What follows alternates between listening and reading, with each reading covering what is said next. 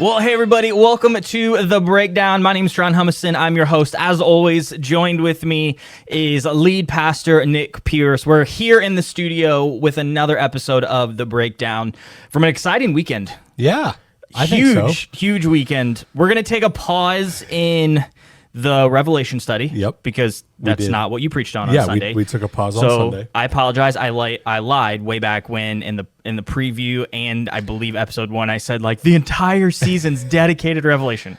There it is. And some changes. But we're going to sit down and break down Church in the Park. Church in the Park. We had Church in the Park for those of you that don't love Jesus. If I can say that. Boom. That sounds like something I would say. No, we did Church in the Park. We'll kind of explain that right now. Right now. Yeah, right now. We'll just I don't know why I was gonna say. And hopefully, like soon this week or like next Sunday, we'll have a little bit of recap. A little recap video. A little recapness. I hope so. We like some good recap videos around here. Recap videos get me really excited. It's like yes.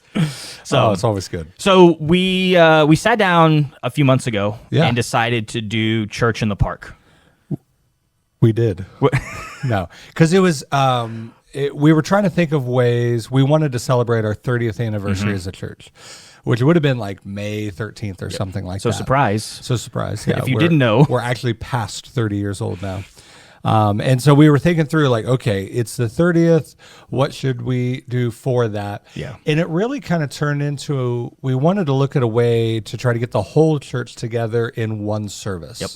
Which is super difficult when we're doing 3 services. It's difficult to get them in for one of the 3 services, let alone... Because the park, honestly, was not our first... It wasn't. At all. It was at least pivot number 2, if not 3. I was thinking it was at least 3 of what we were trying to do. And it was like, all right, we're going to do Church in the Park. And then like the whole week leading up to it, my wife keeps screenshotting the weather report to us. And the great thing was we weren't even in the state. Yeah, we weren't even there. We were all the way across the country, and it's like, well, here we go. I was like, what do you want me to do about it, woman? Like, this is the Lord's issue right now. So Tuesday when she texted us, I was like, there was a part of me that's just like, oh no, here we go. Like, but it ended up working out. Yeah, it was great. It was great. Good weather. So I thought what we would do is do a little behind the scenes, a little peek into your pastor's heart. Ooh. That's kind of what I'm thinking. Who's that? It's a great question. We're still waiting on that guy. No, I thought it'd be cool. You had a little snafu on Sunday with your iPad. A little bit. And it was baking in the sun. And I as the tech guy, I just totally didn't. You just sat there and giggled. I was on my way up. No help, no nothing. I was on my way up, but there was no way that I was going to be able to fix it. So there was nothing we could do. Somehow I didn't even think about that thing baking in the sun. And then we had a black. I use a table to preach from, and it's a black table in the sun, laying flat on that with the sun beating right down on it. Like the whole thing was like 100,000 degrees. So you got what, halfway through? Did you even get halfway through? Yeah, I would say I was probably a good halfway through. And all of a sudden... And then I just looked down and it said, it's done because of overheating. Did you get the temperature warning thing? Oh, yeah. Totally did. Totally did. That's awesome. And we call it Lazarus now. It is back to life. Everything is good. Everything works when it cools off. Yeah, exactly. Even me. If I can just cool down a little bit, I'm really good. So yeah.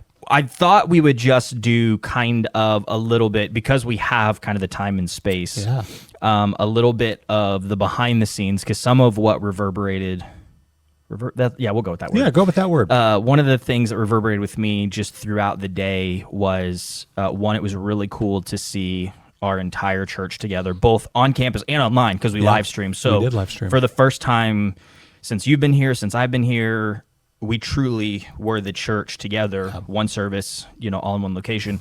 But then I heard, as I was just walking around, the murmurs of, holy cow, I didn't realize this many people went to Calvary. I didn't realize. And so a lot of the times you don't realize when you show up on Sunday morning, and no fault to anybody else, you don't realize the kind of behind the scenes and the stress and the prayer and the things that have gone on. And so I thought it'd be fun because it tied into your message. Yep. About how we faithfully respond in every season, every situation, for us just to kind of dive in and break down the season that Calvary's in right now, and what that looks like from your perspective as the lead pastor, is the one, prayerfully championing what the Lord has for us as a church, for us as a staff, for our people. And so this basically is your semi-timed open mic night. Open mic night. But we also know that when you put a mic in front of two pastors, we could have a 6-part sermonette. Preaching and like trying to open up about your own heart and the things that you're processing, those are two different things. So very much. Yeah, there you go. So it is a really unique season that we're in. To say the least. To say the least. Unique season. That's the words we're going to go with. So like to rewind the clock a little bit. So some people probably don't know, like just because of how many people are new to Calvary, they don't know anything different than what Calvary was before. Yep. Exactly. Yep. Right. And it's kind of fun when they find out, per se, how new I am. A lot of people think I've been here longer than I have. Even the people that know how long I've been here, they're like, I feel like it's been a decade. Been forever. I was like, I don't know if that's a compliment or not. So, but when new-ish people find out, they're like, oh, you've only been here. And it's been since November of 2020. So almost 3 years. Yeah, almost 3 years, going on 3. So it'd be like 2.5-ish. We embrace the ish. Yeah, we do. And so when I first came, they went through a pastoral transition that took a lot of 2020, I believe, and a lot of that looking back and listening to those that were here and a part of that process. Any pastoral transition is difficult. Yeah. Like it is what it is. It's never good. Even in the most healthy ways, in those transitions, there's always opportunity for Satan to want to get a foothold.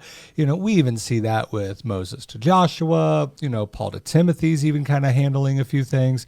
And so anywhere we have a bunch of broken, fallen people, even though we're saved by grace, through faith in Jesus, anytime there's a lack of leadership or a transition of leadership or not even clearly defined leadership, there's always going to be issues that follow with that. And so, and Calvary Chapel, Lake of the Ozarks was not immune either, you know? And so that pastoral transition took a lot of 2020. And me and my wife think it would be a great reality show to have, hey, here's 2 or 3 churches that are looking for a pastor, and then they're following 2 or 3 pastors that are trying to find churches, because it's a process. Discovery Channel, new reality series. TLC, I can see it. A&E, something, right? If you could have 19 kids and counting. Oh, yeah. Copyrighted, trademarked. If this shows up, if we see this next year. Yes. Oh, I'm going to be so mad. But we really do think it would be, because it's not like you just don't roll into Lowe's and fill out an app and like, hey, can you do the job and flip burgers or whatever it would be. It really is a process of transition if a church is trying to find a new pastor, and again, different denominations do it differently, and even how Calvary did it would be a little atypical to the standard Calvary Chapel manner in which things were done, and I think the Lord uses all of those, and so I don't think there's one wrong way. It's just it's what is going to be best for the people, and I think God was stirring and moving for this way to be done because He was doing a work. So, and then the other thing, if you've been living under a rock, that happened in 2020, COVID. What's that? Yeah, what's that? Please explain, Nick. And so for Calvary, having those two things coming out of COVID and coming out of a pastoral transition, like even just looking at normal Sunday attendance from 2019 and then in 2020. It was a massive shift. Yeah. And again, so anytime, and like let's talk about the per se the normals of pastoral transitions. Sometimes people just, hey, it's a transition time. It's a good time. If they're already looking for maybe a way out, hey, so Cliff was the pastor before me. So, hey, we loved Cliff. If he's not going to be the pastor, we're gonna go down the street trying to find another church. And there's nothing wrong with that. When you get into unhealthy things, I read this in an article by Chuck Smith, and see, he was a part of the Foursquare movement before he came to Calvary Chapel. He actually didn't start Calvary Chapel. It was a little 30-person church when he came to it. And the Foursquare denomination, they'll move you like every 2 years. And so he was used to leaving churches and walking into churches, and they would just kind of transition you out. Even Walmart, Sam Walton was a big advocate for this with his store managers. He liked to move them every few years because you bring in a fresh vision, fresh guy, and it gives an opportunity to do something new, where sometimes you might grow a little stagnant or something like that. So it even plays well sometimes even in, the business world. And so Chuck Smith wrote an article talking about, hey, you pastor, what do you do when you walk in to a new church? And he talked about the people, and he said people will leave in 3 waves. You're not above it. Just accept it how it is. And it's pretty much the universal truth amongst pastors. And at the end of the article, how people can start replying to articles nowadays and seeing all these pastors talk about it. Like, so this was super true for me and absolutely for me and da da da. But people leave in 3 waves when a new pastor comes in. One, you're going to have one group that leaves even before the new guy gets there. Yeah. And Calvary had that, and there's nothing wrong with that. And then you have people that will leave. Hey, we'll try out the new guy. We'll see what he's like. We'll give him a chance. Yeah. And going from Cliff that had like cool hairstyle, awesome beard. Glad you brought it up. I wasn't going to. Thank you. Okay. Then to me, and it's like we know he's a cancer survivor. Does he still have cancer? Like, look at this. Like, is he okay? Is something wrong? If you're not with watching him? on YouTube, Nick is as bald as they come. He has more hair on his face than on his head. Absolutely. Hey, bald is beautiful. And every time that I mention anything about hair, Nick takes a shot. Oh, yeah. Because not even directed at him. It's just like, oh. We were just on a trip together, and we were sharing a hotel room. And every morning he has to get up and get the little hair goop. And, oh, my hair looks so great. And I'm like, thanks for rubbing it in. I wasn't even directed. I was in the other room. So, yeah, in my modeling days, like we were both models. Like you were a model as a kid. I was. And I was always cast, the before and after. I was always the before model. No, that's a lie right there. I've never been a model in my life. Like they were like, I was the guy they brought in was like, they were like, you're too ugly for the before pictures. Like I was auditioning for the after. They're like, nobody's gonna believe that. It's too far off. Not too far off. So back on track here. Quit rabbit trailing us over here, Jaron. Come on, guy. People are giving up their hard-earned like free time to listen to the breakdown, and you're over here talking about modeling. The second wave of people will leave when they try out the new pastor, and they'll give him a chance, and it's like, not my cup of tea, which is true. Yeah. Like, and nobody, like none of us pastors, when we walk into a new church, want to be like, I want to do exactly everything that the guy before me did, and it's like, not really. Even when I was a youth pastor at a different church, I was like, I already knew, like, if I could ever become the pastor at that church, I would change A, B, C, D, E. I mean, I had a list. I was ready to go, but I wasn't the man. Yeah. And even when I was youth pastor, surrendered to his authority, and even, through that transition, same thing. And so, and I think we had a few people that were that way at Calvary, just, hey, Nick's Nick, and there's nothing wrong with that. No moral issues, not like that. Just not my cup of tea. Not my cup of tea. And I'm okay with that. And I learned this in the pediatric office. We have a lot of patients, and they're parents, and parents can be parents sometimes, and they would want certain things like, oh, my previous doctor, we got his cell phone number. Why can't I have your cell phone number? And the doctor's like, because I want 8 hours of sleep at night. I don't want you to call me at every whimsical idea or bump that happens to your kid. Like, and so they would get mad at us. Well, my previous pediatrician used to do this. Why don't you guys do this and that? And so we just started telling them, like, we are a Pizza Hut, right? We make a really good pizza. Yeah. If you're in the mood for pizza. But if you want burger and fries, there's a burger and fries joint down the road. Exactly. Yeah. And we're not saying that like, oh, here, you can just go down to the church down the road. It's just saying this is who we are. And so for me, like, that's why I want to say we are a church for anyone, but we can't be a church for everyone. Yeah. Anyone that wants to find a home in Calvary and the direction that we're going with the mission and the vision, the strategy of ministry that we feel like God has for us, this is where we're going. Now, if you want to jump on this bus and ride along with us, let's go. But you don't get to drive. Right? And it's like, so, nor do you get to back seat drive either and just like pelt the driver with 100, paper wads, why aren't we slow down, turn over, pull over, whatever. No, it's like, hey, this is where we're going. We'd love for anybody to join. And if not, it's okay. Yeah. You don't walk into Pizza Hut and cuss them out because they don't give you a burger and a fry. Nor do you walk into McDonald's. No, I don't. Okay. Do you? No. Nor do you walk into McDonald's and get mad that they don't have a pizza. Yeah. I think it's eventually they're all going to be serving everything, but that's called Jack in the Box, which is nasty. So in and out for life, baby. But, and so people leave, before you get there, then they'll try. And honestly, we have people that are committed. Calvary is their home. They're still here. And they told me that was going to be me. They said, we kind of saw the process through. We were going to wait until you moved here, and because they were going to leave before this. No, we'll just let them get settled. Once kind of the dust settles, then we'll just slightly bow out the back door. And now they never did. They never did, and we love them. But I thought I loved the super honesty about that. And then the third wave of people that leave, and this is never the fun one, right? The first two, one I have no control over because they don't even know me. Yep. It's this transition they move. Second wave, I'm just not their cup of tea. Okay, and I'm fine with that too. The third wave, it gets a little bit hard, and again, we're not numb or naive to it either, is people will think, oh, I didn't get put in leadership positions with the previous regime. And so when the new guy, now's my shot. Yep. The new guy comes in, and then when they don't get those, they leave. Yep. And it's just like, oh, and that's a hard one too, And so, so transitions are always difficult, and especially when you're shepherding people, and you put a lot of factors into it. So like the success of my ministry, there is a tie to even how long the previous pastor was here. Mm-hmm.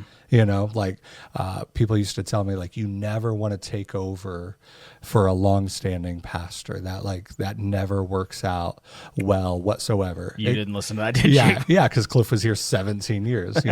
Even at my old church, my pastor was there in the senior role for almost 30 years. Yeah. The church was like 36 or something like that. He was the youth pastor for 11. And they'll even tell you in transitions, like one article I read said, you want to give a month for every year that the pastor was there. So in Cliff's case, like a standard should have been like 17, 18 months. Wow. That you want to like transition or whatever. And we talk a lot. And I loved how you did this at Church in the Park. We were talking about celebrating the last 30 years. And out of the 4 pastors that have been senior pastors of Calvary Chapel, Lake of the Ozarks, Cliff by far has the longest standing at 17 years.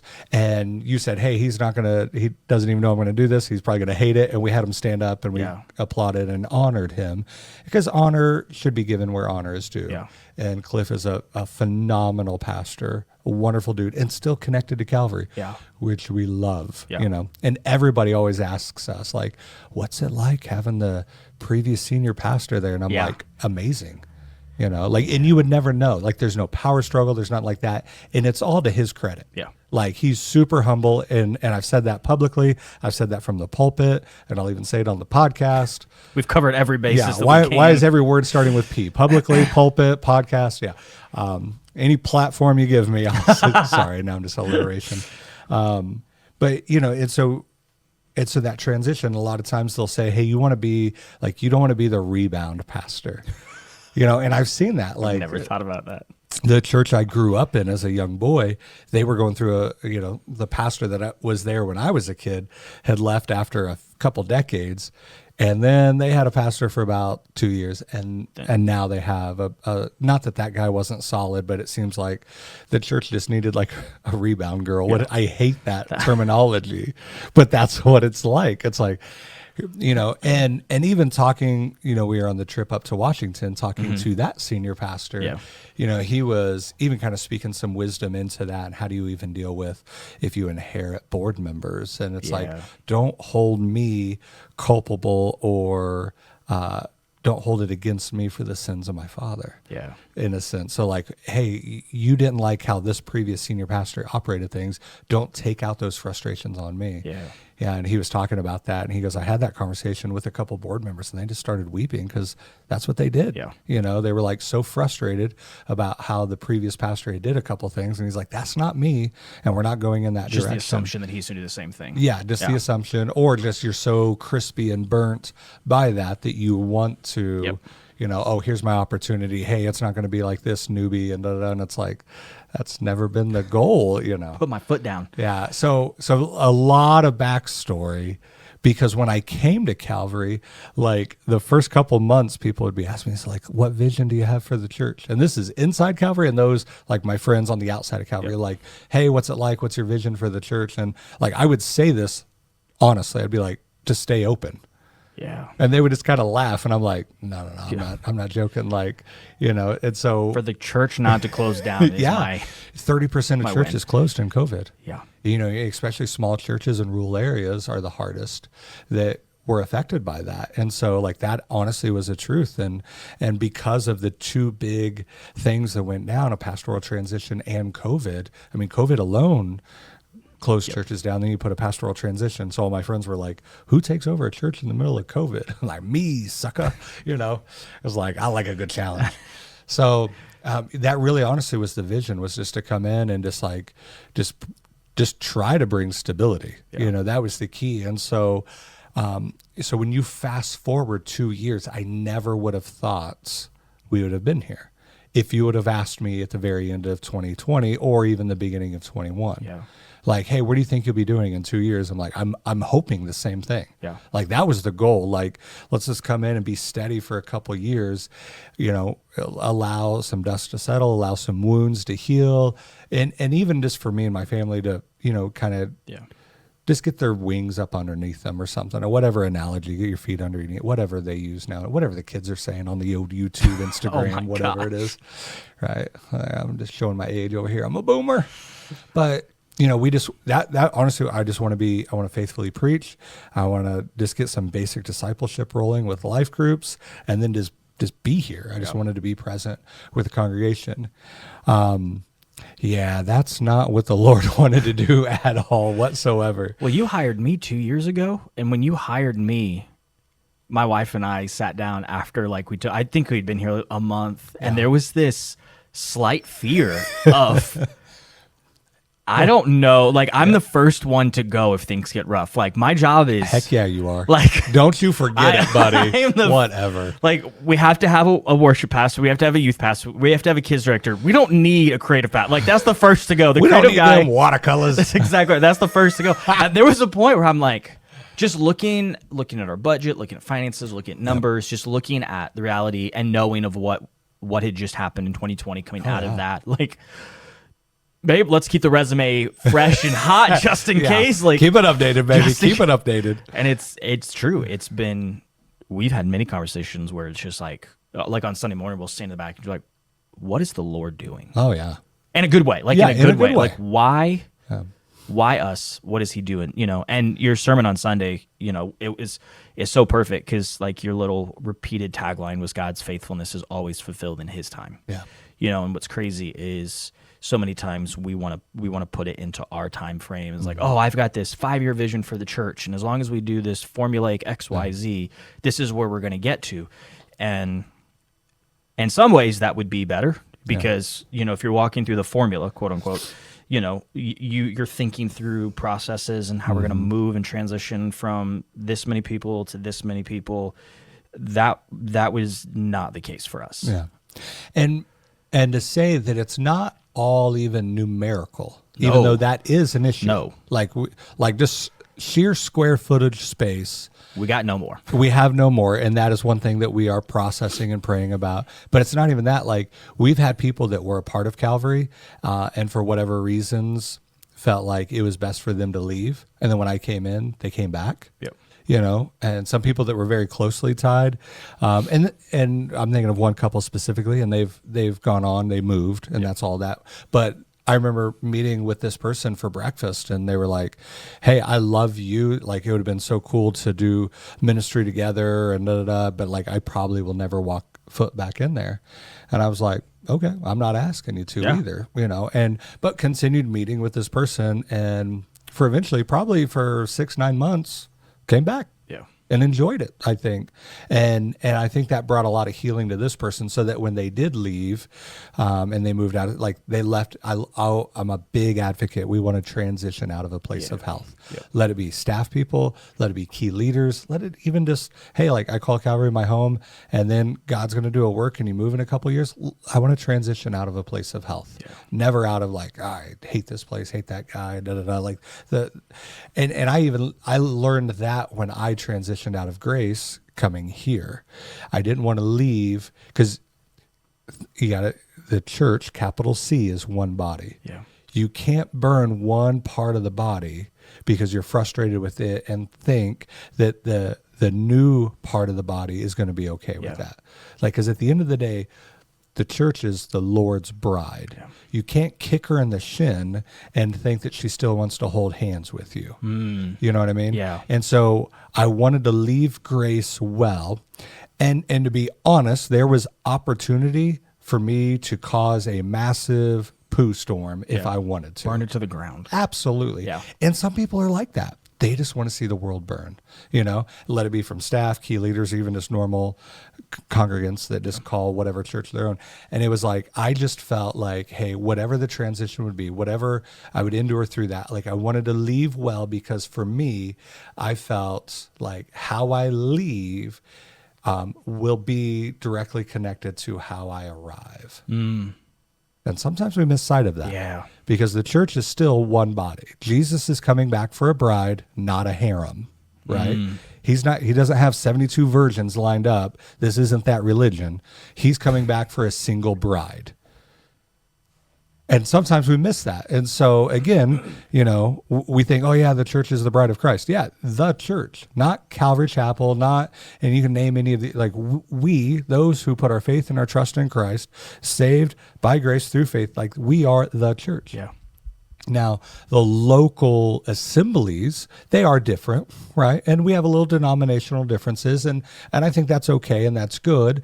I wish there was more times that even here at the lake, we could be more ecumenical and come together. Yeah. But at the end of the day, like, I think I even said it Sunday, like if God wants to do the full work that he wants to do through Calvary, it's going to take more than Calvary. Yeah. Like, Calvary doesn't need to be the healthiest, biggest church in the lake, because we can't do it alone. Yep. And so we need to be praying for all the other churches in town, churches in Camden, churches in Eldon. Like, it'll take more than us. And that was a word spoken over us even last week. Yep. But we've kind of already been saying that a little bit. Like, we know it's going to take more than us to reach the lake for Jesus. And so, but we just want to be able to do our part. Yeah. And so in transitioning, even in that, just to have a mindfulness that it's not just this church or that church, but it is the body of Christ. And so we just get to go, and so if we leave, we transition, whatever it would be, we get to just fellowship with another group of believers, another group of family members is what we have. So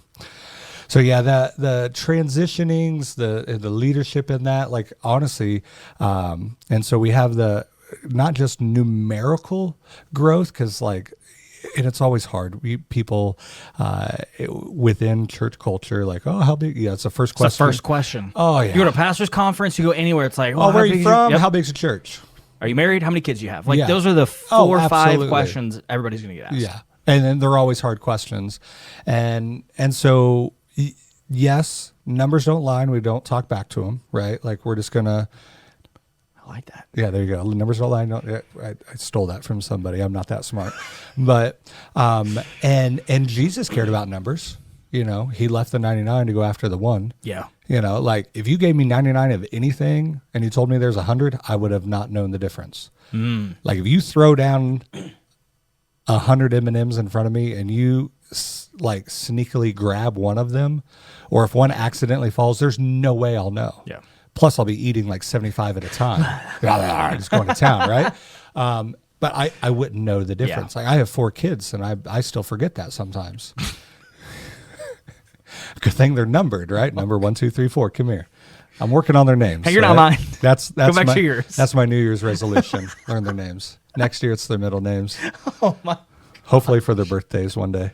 We just wake up. If my wife didn't decorate for the birthdays, I'd have no idea. No, I'm teasing. I hope there's not anyone listening that has there's somebody listening that has no context with your humor. And they're only going to cut that part out and be like, this Challenge pastor's accepted. a jerk. Yeah. I cut that out and send it to your family. So like numbers matter because I learned this in student ministries. Like, so let's say you're having a youth event, and I used to let's say we're having a youth event. I used to get in fights with other youth pastors, not like fist fights, even though I wanted to, like I'm about to throw hands, but they would get so mad at me. They're like, so we do a youth event. And it's like, all right, how many from your youth group do you think that you're bringing to this? And we're all coming together, and we need to know numbers because we need to know how much pizza we're getting, like how much transportation, like how many do you think you're going to, as many as God will bring. Now that sounds super spiritual, but there's no physical possible way that we can plan accordingly. You tell the pizza place, yeah, hey, how many pizzas you want? As many as God's gonna bring that you want to make. Yeah, I mean, because that's honestly what we're saying. Like, let's just roll down that analogy. Like, so imagine that's how you're planning this youth event. We want as many as God will bring. Okay, so we call Pizza Hut says, all right, how many pizzas would you like? We want to feed as many as that God's going to bring to our event. I don't care if you're an atheist, a Buddhist, a Christian. The guy on the other line is going to say, how many stinking pizzas do you want? Yeah. I need a number, right? I mean, and that's one of the things that we look at even here. Like, I want to know how much seating we have, because at some point it gets massively uncomfortable and we need to make a shift in that. Yeah. Now, if we just, and I think honestly, God is protecting us by just the restraints that we have and church size, and we're okay with that.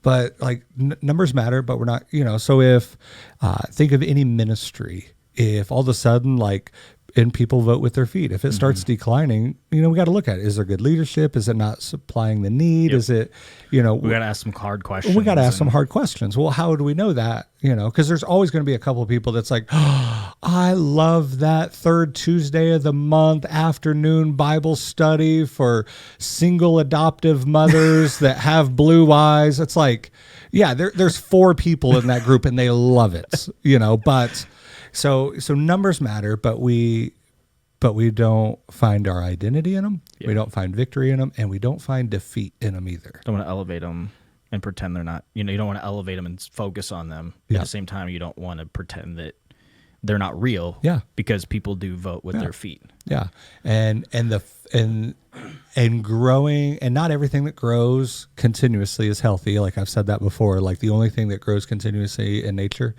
is cancer, and so, but also then you read the story of like Jacob in the Old Testament, he's working for Laban, and he's trying to work off his debt for both of his wives, which is a whole nother story. And we're not, that's like condoning, season 7. Yeah. We're not condoning polygamy. Like, calm down now. Some of these guys are like, oh, 2 wives. Here we go. Like, how about you do a better job of just being, a husband of 1 wife, and then we'll worry about number 2. No, but he's working off his debt. And one of the things that he said was, hey, let me breed your flocks together. Well, when they're healthy, numbers went up. Yeah. There were certain, so numbers mattered and stuff like that. So the same thing with us, like the numbers aren't the goal. We're not successful because there's 2,000, and we're not horrible because there's only 200. Yeah. We just look at them.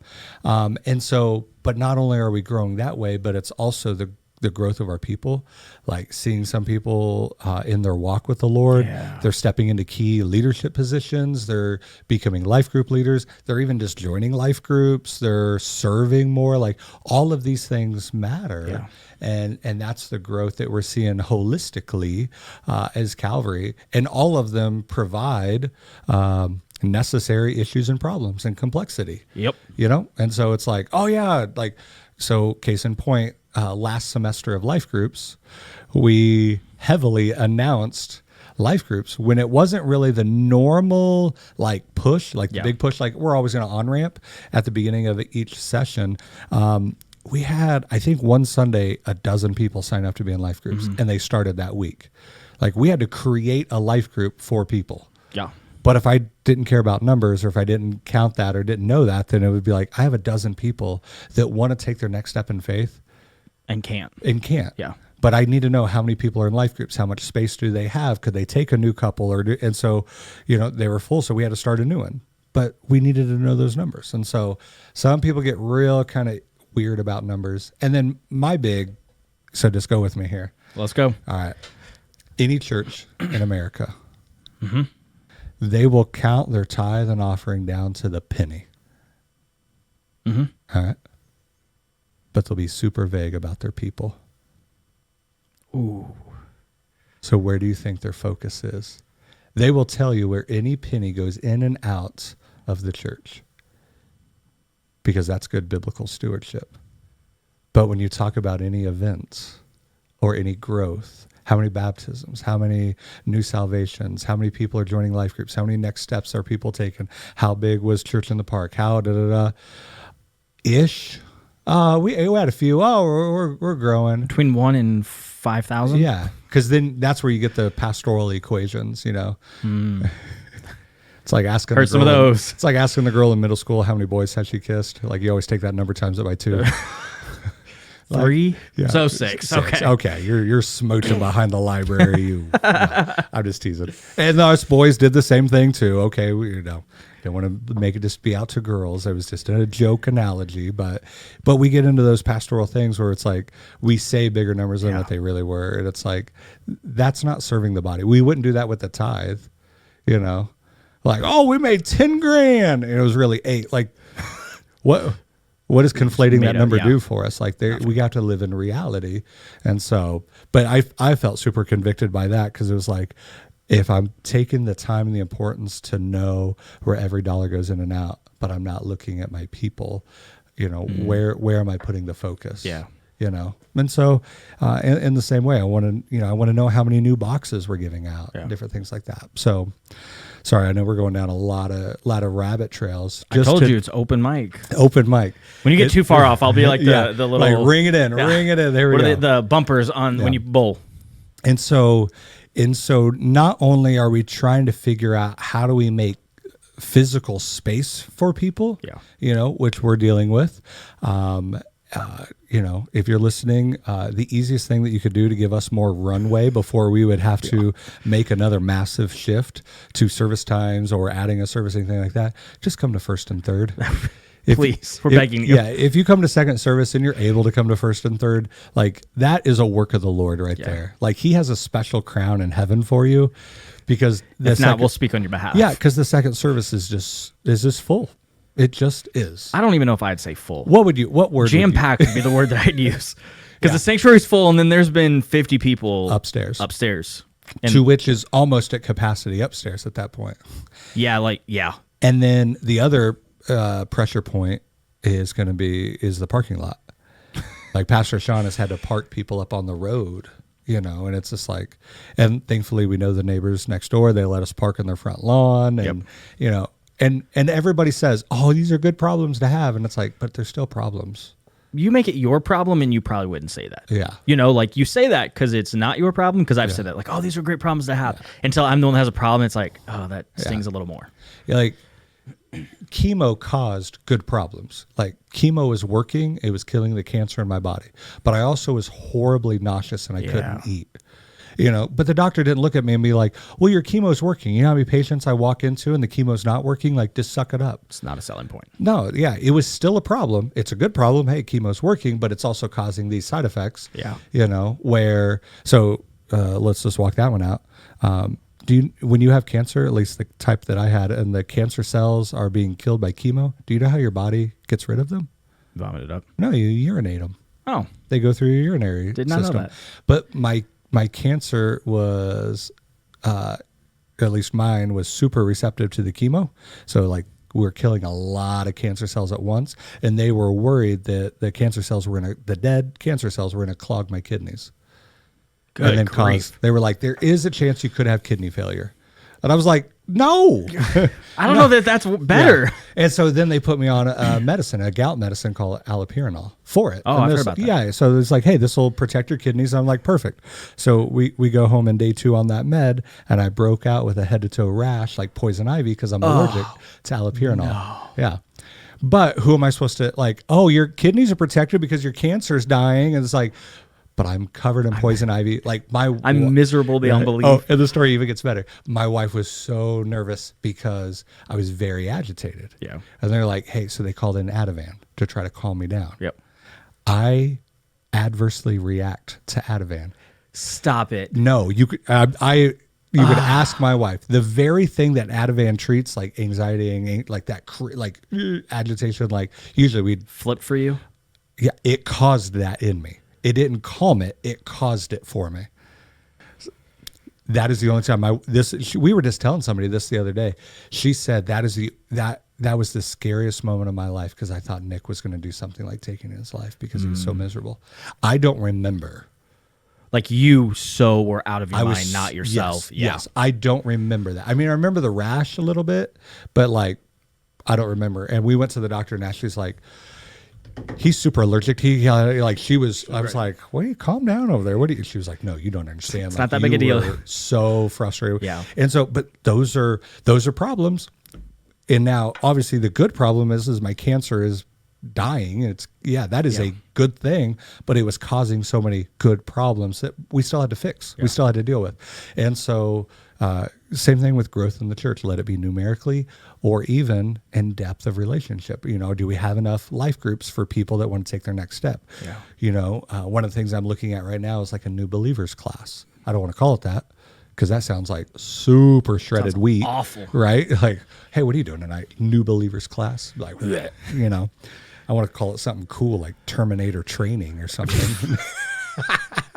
End of the world training. Terminator for Jesus.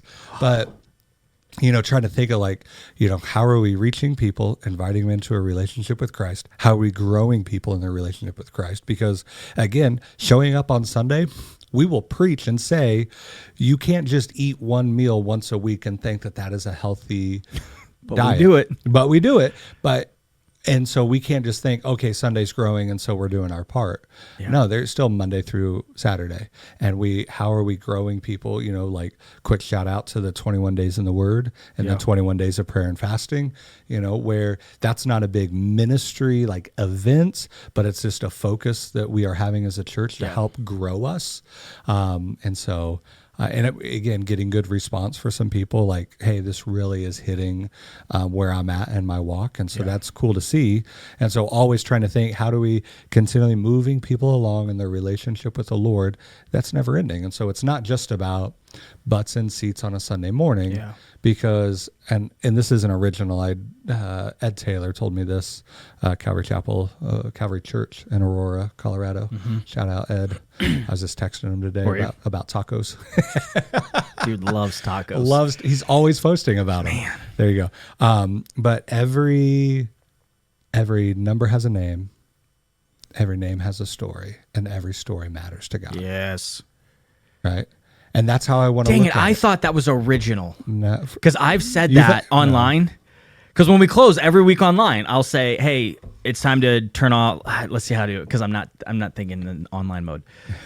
Hey, it's time for us to shut the cameras off, but church isn't over. Ministry starts now. Yeah. And then I'll do hey, just because you're behind a screen and we can't see you doesn't mean that you don't have a name, and we believe every name has a story, and every story matters to us and to Jesus. Amen.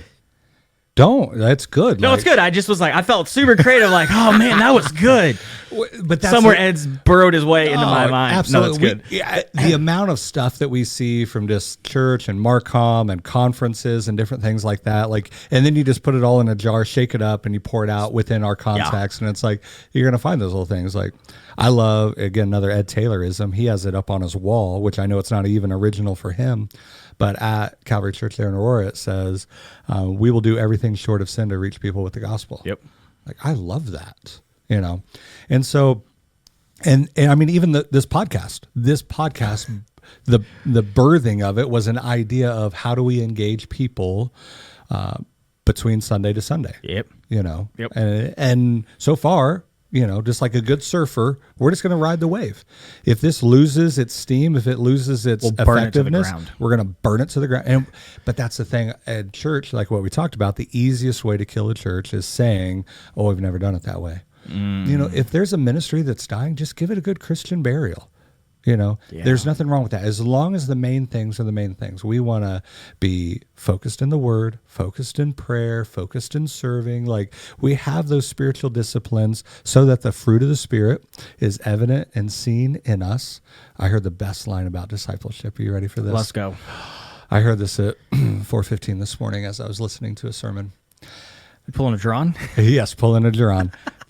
I love this definition of discipleship. It is transforming natural realities to biblical responses. That's what discipleship is we want to transform our natural responses to life around us. So instead of losing my anger when I get cut off or somebody puts pickles on my burger, even though I like those, I use that analogy, but when things don't go my way and I usually lose my patience and my anger and I'm a jerk, ask my family, I respond biblically instead. I respond as if Jesus really is on the throne of my heart. So you flip tables. So I flip tables. Amen. See, just following the Lord. And so even this podcast came out of how do we engage people from in between Sunday to Sunday, specifically, how can it naturally fit into their normal schedules? Yeah. You know what I mean? Like not everybody can come out to the church and sit for an hour and a half for a Bible study. If you can, that is great. And we love that there are people that do that. But what about the person that just throws in some AirPods and is mowing the grass or on their drive to work and home? Like how can we leverage that time to help spiritually grow people? Yeah. And to do it in a way where, I would love to sit down and have a one-on-one or even with families and couples in our church, but it's like, even if all of us pastors did that, that would be impossible. Yeah. And it wouldn't be effective. Yeah. But how can we reproduce ourselves where if everybody at Calvary listened to this, and we hope so, that allows me, like, I can do this, and then there's other things that I can do. I can be reproducible, and even in my own life and ministry.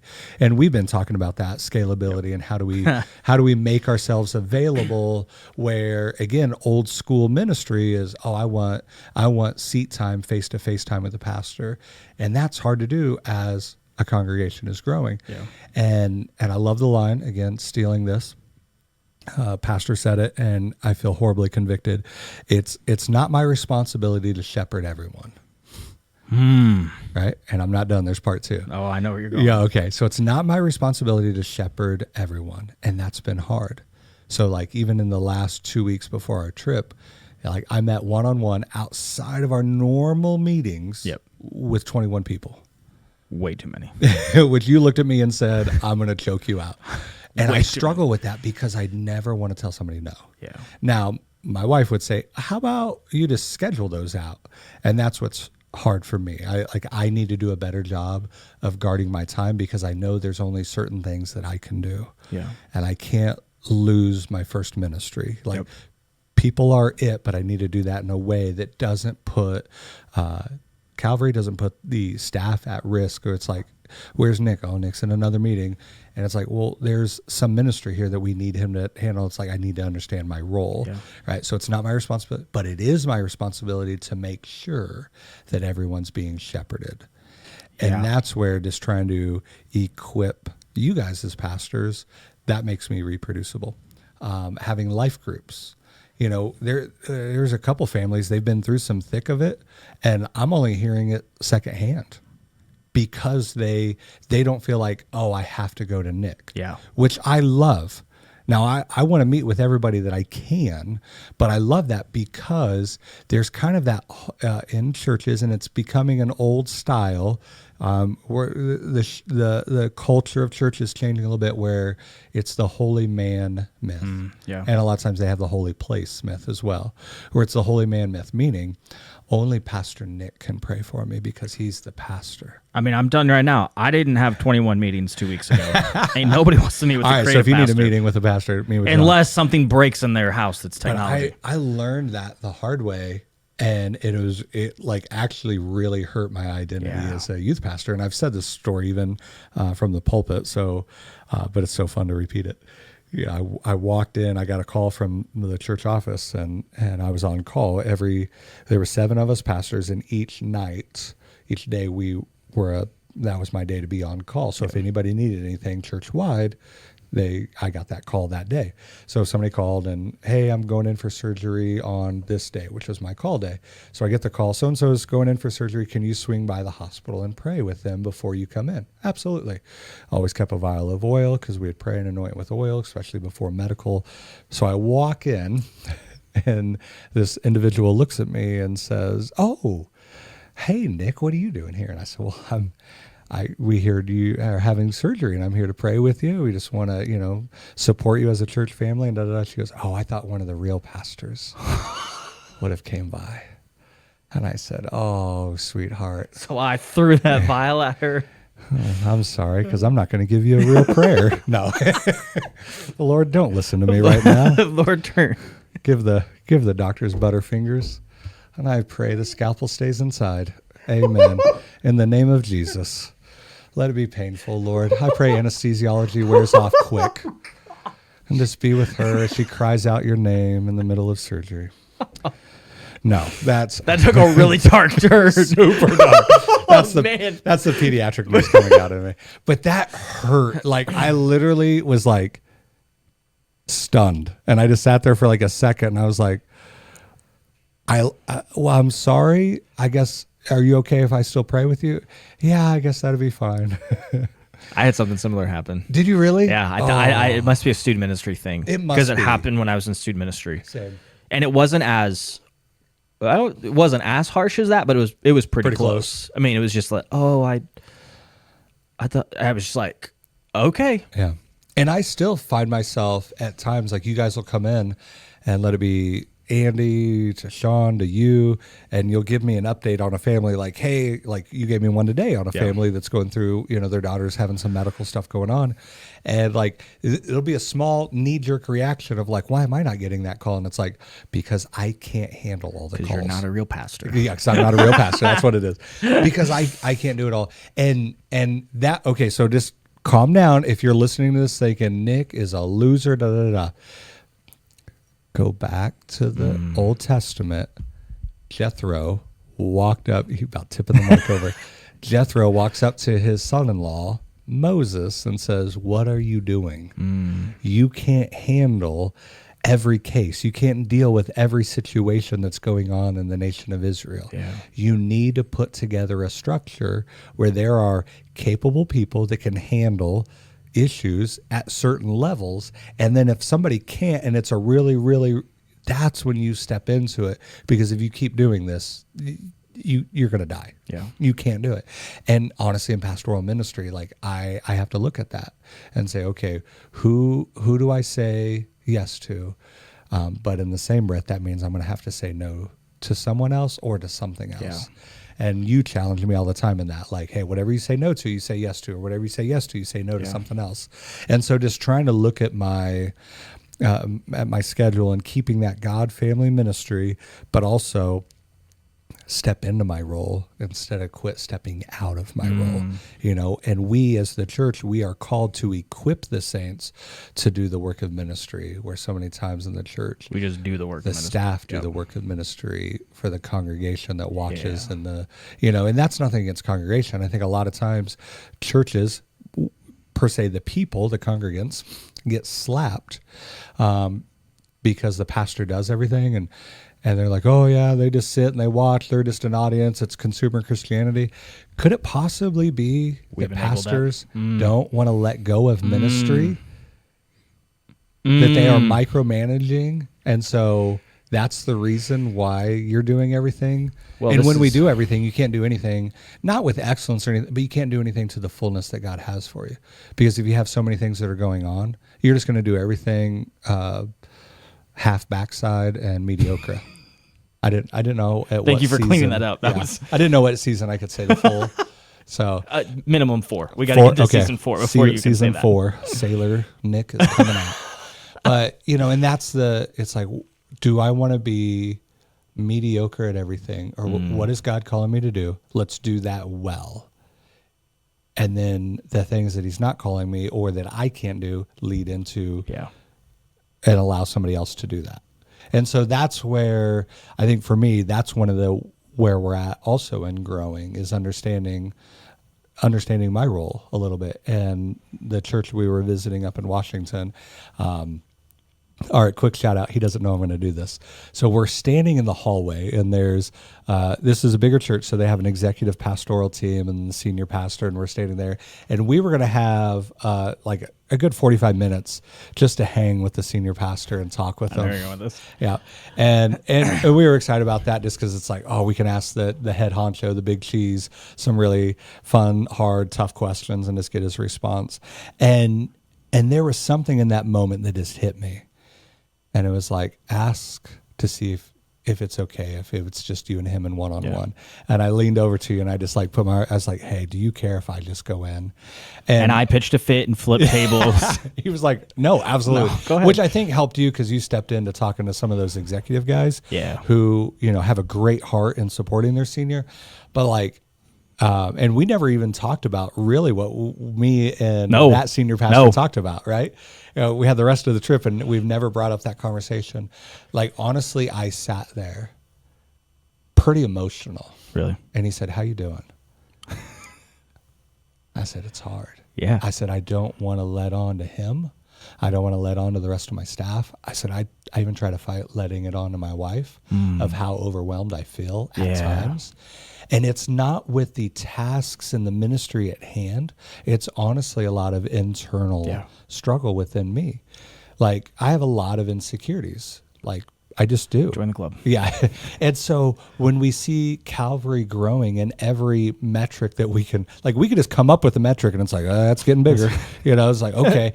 Like, the insecurity to me is like, why would people want to come to, like, there's so many great churches out there, like the insecurity to me. So like, I have more insecurity in success or when things are going well than I do if they're really bad. Because if they're really bad, I think, oh, it makes sense because I'm not that great of a person.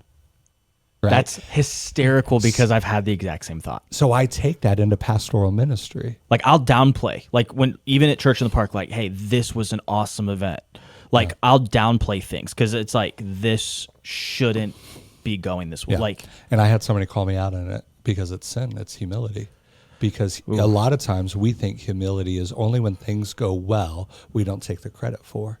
But even when things don't go well, we always want to take the blame for it. And so if I would have came into Calvary and Calvary never would have grown, I would have taken the blame. I wasn't a good enough leader. And it's like, no, the Lord gives, the Lord takes away. Blessed be the name of the Lord.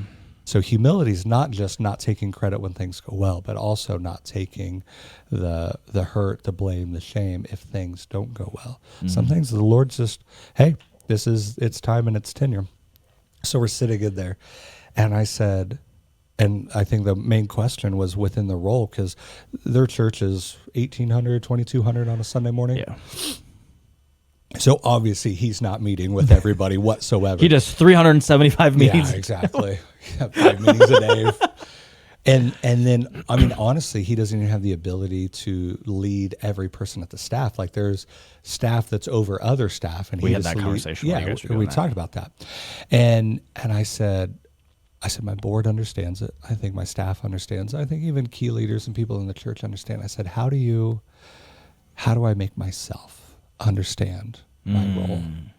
And that was the conversation that we had.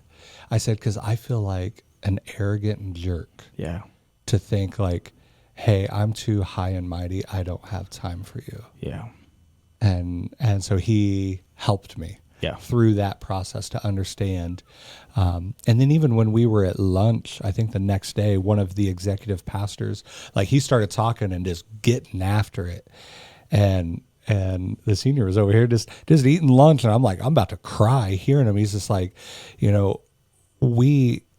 as he was talking about his department and everybody under him, he's like, our role is to support our lead pastor because there's a mantle on him and that is different than everybody else. Yeah. And our job is to support him. And so hearing the conversation with the lead pastor the day before and then hear an executive pastor like restate that from a different position on the bus or whatever, it was just like, and so I really walked away from like, step into the role, lead well, love people well, but also understand like, understand your role and step into it well. So, that was, and so thinking through, okay, so here we are at Calvary, and what does that look like? I mean, it's equipping staff. Yeah. You guys as pastors and the other staff, like we need to equip them, you guys well, and be handing off authority and ministry. And then also key leaders and how we're raising them up. There was a lot of great things. So like, I'm super excited about the trajectory of Calvary. I will say, just to throw it out there, like people are like, hey, Calvary's growing, what's the plans, what are we doing? And one thing I do know is nobody, myself included, or any of the staff or any of the key leaders, no one is going to stand by the front door and tell people, hey, sorry, we're too full, you need to go to another There's church. a church down the road. And honestly, I think what we're experiencing, so when we talk about God being faithful in His time, I don't feel like I don't think we're there. Yeah. I think the Lord still has something for us. And we even had that word kind of spoken over us. Oh, it was a great word. We get there, they do this pre-service prayer, they bring us to the middle, and they're praying over us, and multiple people are praying at the same time, which is super cool. We call it Honduras style, because that's what they do in Honduras. But I could hear a couple key voices of people I didn't know, because I hadn't met them yet. That was the first thing we walked into, and just hearing them talk about not us, but what God is going to do in and through Calvary here at the Lake of the Ozarks. And these people probably don't even know what an Ozark is. No context of our church. Like they probably see the show and a hillbilly and think, there's somewhere in between that too. Like there's a Calvary Chapel there. Okay, sure. So it was really neat to see that, but I just don't feel, in any context of the word, I don't feel the Lord saying like, okay, here's some breathing room. Here you go, buddy. Yeah, you've arrived. No. Like keep pressing in. Yeah. Don't let up, because He's not done working. Yeah. And we know He's not done working because we still have a pulse. Like I don't want to relax and rest back up on, and just coast. Like if anything, my cross country coach used to yell at me all the time, because when we'd be running on a downhill, he always wanted me to lean forward and use the momentum of the downhill to make me go faster. And I hated that. And he's like, he would always yell at me, open up your strides, lean forward. Like, and I feel the same thing. Like we as Calvary, we need to open up our stride. We need to lean into it, because of the God.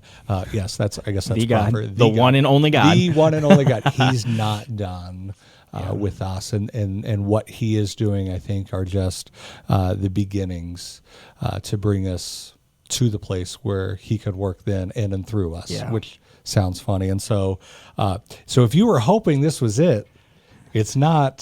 This is not a period. This is a comma, or a semicolon, or something. Not even that. I just feel like like we just have the cursor that's blinking, and God's going to write the next part of the story. Yeah, we're just waiting. This is the three dots on iMessage. When someone's responding, and you're like, "Come on," and then it goes away, and then it comes back up, and then it goes away. I just feel like, as I've been walking through 21 days of prayer and fasting and giving up social media, which has been very good. My wife has been very happy about that, and then just pressing into prayer. I think the top prayer is, Lord, what are you doing? And I just keep ...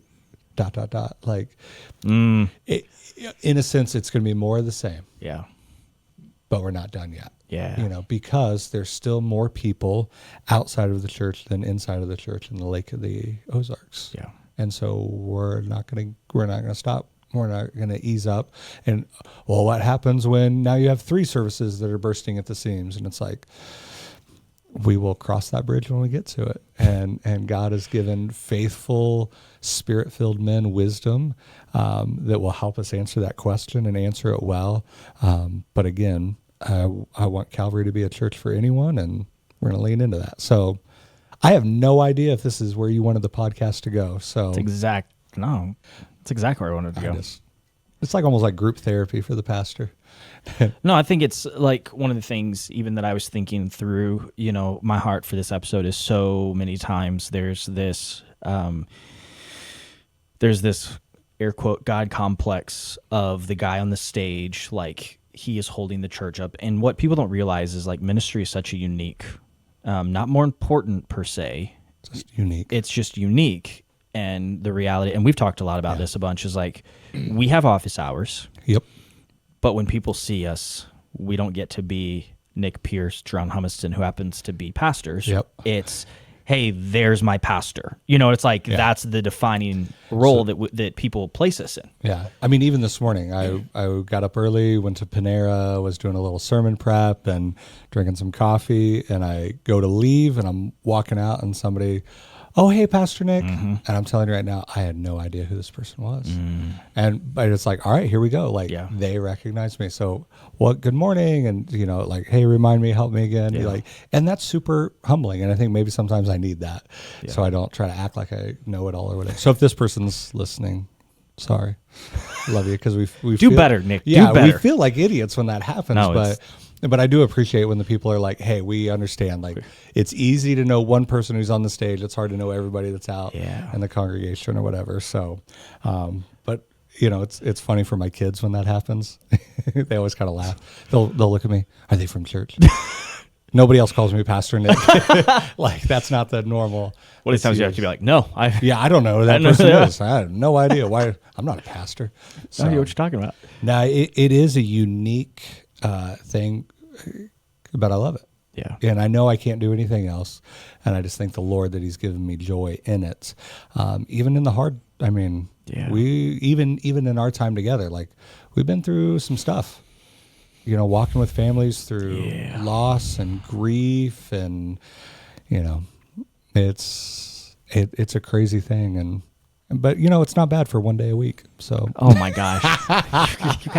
That's why people actually believe pastors only work one day a week. I say it all the time. What do you guys do the rest of the when, like, because there's people in our congregation that used to be in ministry, or they're in, like, parachurch ministry, stuff like that. And it's so funny when we make jokes like that. They're like, we know. We know. Yeah. And that's what we've been in the grind. We know. I haven't said that joke for a while because some of the staff were like, you need to stop saying that, because it's like, all right, let's just have it out. If somebody really believes that, they don't understand ministry. And so what I say doesn't matter. And the people that do understand ministry, they get that I'm joking, and it's okay. So if you think I work one day a week and that's it, just show up. Just show up you're cute. Thank you so much. And I love you. And I'm praying for you. Right.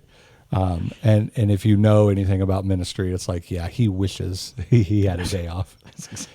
So, because that's, I mean, honestly, that was one of the things that we talked about up on a trip, was like, you can't turn it off. You can't. We don't clock out, you know, like, not even that, like, people are vying for attention, or, you know, when it's text or pray. Like, I can't shut the brain off. Yep. Like, I'm always thinking about, like, my wife will call it out. She'll be like, what are you thinking about? And I'm like, just your beautiful face. She's like, shut up. You know, it's like, she knows I'm thinking about ministry. Like, how can I do this more effective? Or, you know, something in the sermon, or what could I have said better? Or, I mean, there's always something, an article, a podcast, listening to a sermon myself, which, okay, closing. Do we got time for one closing thought? We got all the time in the world.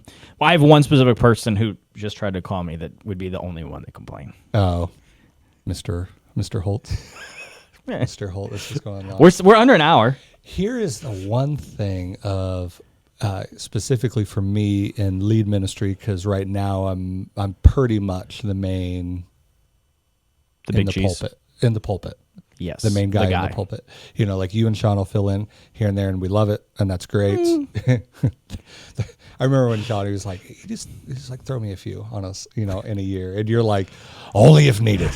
Like, if you're you better be dying, yes. and I may still say no. Like, I call him and be like, hey, I'm sick. And he's like, how sick are you? You know, the thing that I wasn't ready for, stepping from youth ministry into senior pastor ministry. In youth ministry, I would sit under teaching every Sunday.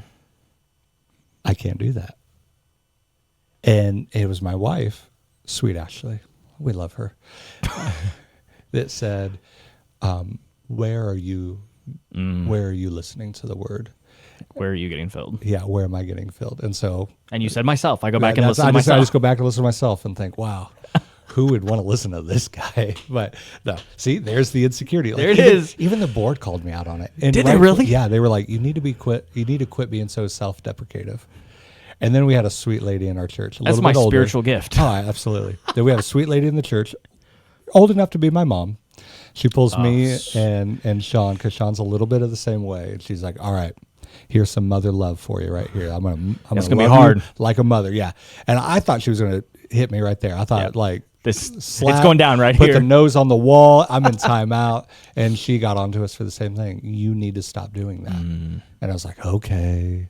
And so, so for me, trying to step into where am I being fed? Who am I listening to? And so, for right now, there's been different seasons of guys that I listen to right now, listening to one pastor that I really appreciate. And so that was this morning, finished up Psalms pastor, 23. by the way. Yeah, Good pastor. I know exactly I don't what like you're to name drop because people are like, oh, I'm going to go look at him Yeah. because my pastor listens to him. And it's like, he doesn't need any more attention. No, he's a great dude. But it's just even this morning was, woke up and it was like, and I had that knee jerk reaction of like, okay, it's early. And it's like, nope, it's time for me to go to church. Yeah. And so that's something that I've had to try to transition a little bit, which is different, so when people want to like maybe come at me a little bit for the online, why do we need that? That's not real church. And I always look at them and say, that's how I receive the preaching and the teaching of the word, right? Like that's the only way that you're pastor. Unless you're going to pay me to be out of the pulpit every week. Yeah. Which is a sweet job if you can get that. I'm the lead pastor. How long do you preach? Or how often do you preach? I never do. How are you? 4 times a year. Yeah. But I mean, that's honestly, and I've had a couple times, not like they were really upset about why do we have this online, but anytime somebody bashes that, I always just say like, that's how your lead pastor is fed, because and maybe the preconceived notion is I just have the whole Bible memorized and I don't need. Yeah. And it's like, no, being a lead pastor, being any pastor, but being a lead pastor where we lead in the ministries for the body of Christ, we still need those ministries. And so if preaching and teaching of the word of God is vital to the health of followers of Jesus, then where am I being fed? And where am I hearing preaching and teaching from? Because if we get up and say that is part of our Christian faith, and then we don't do it, then we're hypocritical. Yeah, absolutely. So it's like, which do you want? You know? Now, and again, like, is it different? It is. Like, I'm not a part of that church, but I'm a part of that church to a degree, and I understand that. But, just like there's some people that they can't step foot into the physical campus, even if they live in town for multiple reasons, but we still want them to be as connected as possible as that we can. And I think the online does that well, and it even feeds us pastors our souls. So if you are a lead pastor listening to this, I don't know if we would ever have anybody like, I just want to encourage you, like find someone that really, that you enjoy, that really challenges you in the word and sit under teaching. Like you preparing and giving a message is not the same. Yeah. And don't fool yourself. It's not. Yeah. So anyway. No, that's good. That's the last point that I have. That's all I have to say about that. As the deep theologian Forrest Gump said. Run, Forrest, run. Here we go.